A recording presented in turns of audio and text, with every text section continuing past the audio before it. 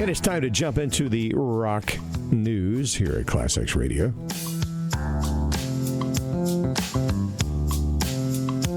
Gene Simmons wants Kiss fans to know they were not lying when they played what they said they were going to play during their farewell shows at New York's Madison Square Garden in December of 2023.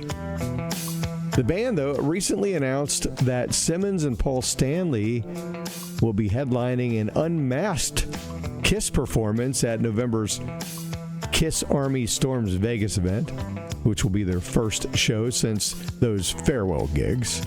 And in a new interview with the Las Vegas Review-Journal, Simmons appears to fire back at critics of the new performance, noting that Vegas and the gig won't be usual in terms of a Kiss production.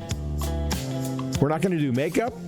We will hold true to the promise, Simmons said. There's no stage show, there's no crew, and we won't have 60 people levitating drum sets and all of that stuff. He added, this is more of a personal gathering of the tribes where we meet them, we greet them, and maybe have a Q&A. The Kiss Army Storms Vegas is going to be held November 14th through the 16th at the Virgin Hotels in Vegas. More information, including ticket information, can be found at KissArmyStormsVegas.com. Well, back in October, Roger Waters, of 2023, Roger Waters released the Dark Side of the Moon redo, which was a reimagined version of Pink Floyd's classic album, The Dark Side of the Moon. And I'm not sure why we're even still talking about this wreck of a performance or recording.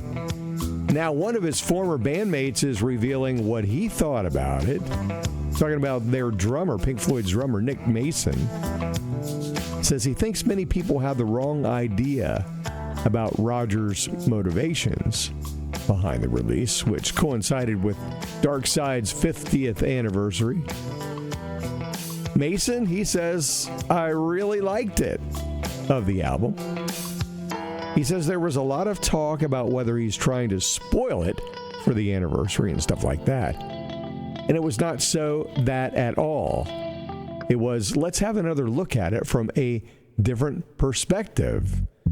He added, no one's going to go, I'm going to go buy that one. I'm not going to go buy that one. They're interesting enough for everyone to go, I'll have both.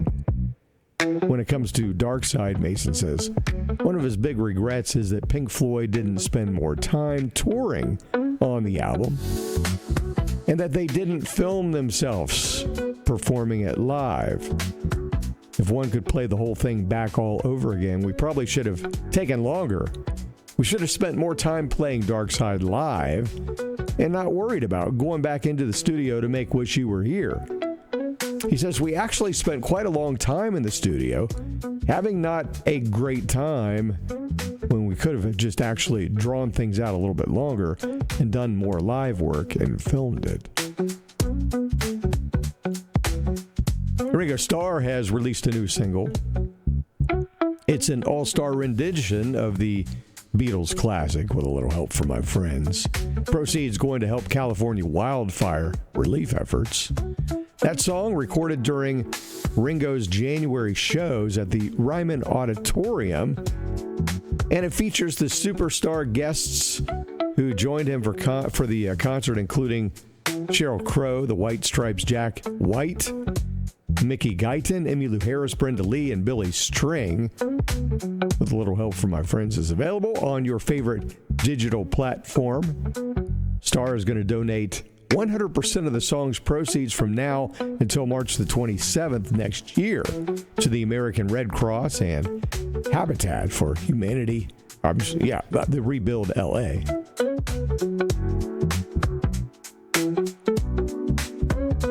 Well, The Who returned to the stage Thursday night, performing the first of two concerts at London's Royal Albert Hall to benefit Teenage Cancer Trust, according to Setlist.fm. The band blew through plenty of their hits. Mojo reports that during the show, Pete Townsend revealed that he's recovering from knee replacement surgery. He said, I had a complete knee replacement 4.5 weeks ago. He's 79 years old now. And he went on to say, but because I'm Superman, I'm here. Maybe I should auction off the old one. He added Elton John had one done, and he wears it as a bracelet. Unfortunately, mine's in 3 bits, he said. And Pete isn't the only one dealing with ailments. Roger Daltrey, who has been open about his hearing issues, has now shared that he's having problems with his eyesight. He says the problem with his job is that you go deaf, and now I've been told I'm going blind. He's 81 years old, and he told the audience, according to Planet Rock, thank God I've still got my voice. If I lose that, I'll go full Tommy. Vibrant Turner Overdrive has dropped their first new song in over 25 years. Of course, from Canada, led by Randy Bachman. Released the new track 60 years ago. And his sons were performing in that song, along with BTO's Fred Turner on vocals and a guitar solo from Neil Young as well. 60 years ago, available at your favorite digital outlet. And Paul McCartney recently reissued his band Wings album, Venus and Mars, for the 50th anniversary, and he's giving fans a way to enjoy the music together. He just announced a new global Venus and Mars listening party, which happens Friday at 1 p.m. Those taking part are asked to share their favorite Venus and Mars songs, lyrics, and memories.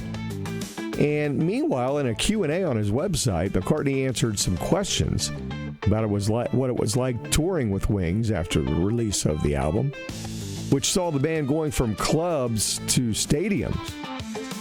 He says, after the Beatles, we had this tiny little band that didn't have any hits and didn't really even know each other, except for me and my wife, Linda, and obviously Denny Lane, who I knew just a little.